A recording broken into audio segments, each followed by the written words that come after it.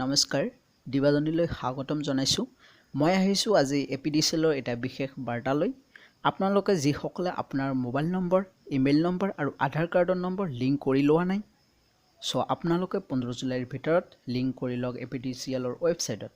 নহলে বিদ্যুৎ কৰ্তনে হওক বা আৰু বহুতো সমস্যাৰ সন্মুখীন হ'ব পাৰে। তো আহক কেনেকৈ লিংক কৰিব মই সকলোখিনি প্ৰচেছ ষ্টেপ বাই ষ্টেপ দেখুৱাম। তো চাওক, আপুনি প্ৰথমতে যিকোনো এটা ব্ৰাউজাৰ ওপেন কৰি ল'ব আৰু তাত সাৰ্চ কৰিব www.apdcl.org। তাৰপৰা সাৰ্চ কৰাৰ পিছত আহিব এনেকৈ এখন পেজ আহিব। এই পেজখনত চাব মোবাইল নাম্বাৰ আপডেট বুলি লিখা আছে, তাত ক্লিক কৰিব। আৰু তাত ক্লিক কৰাৰ পিছত আহিব এনেকুৱা মোবাইল নাম্বাৰ আপডেট বুলি, আৰু তাৰ তলত দিয়া আছে কনজিউমাৰ নাম্বাৰ। আপোনাৰ যিটো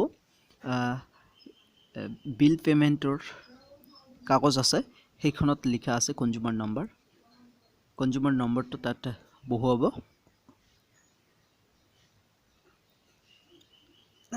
বহুৱাৰ পিছত এনেকৈ আহি যাব কাৰ নামত আছিল,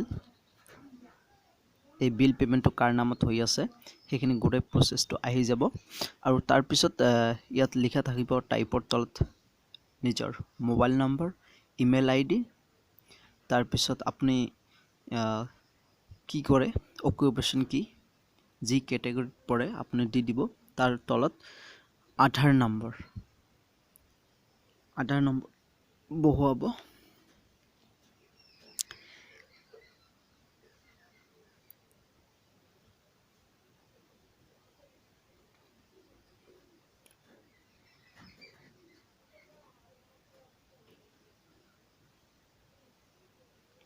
আৰু আধাৰ নম্বৰ বহুৱাৰ পিছত সাবমিট কৰি দিব। সাবমিট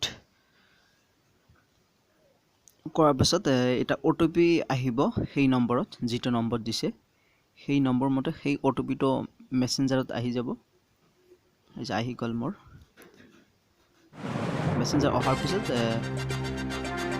OTPটো দিলে সাকসেসফুল বুলি আপডেট হৈ যাব।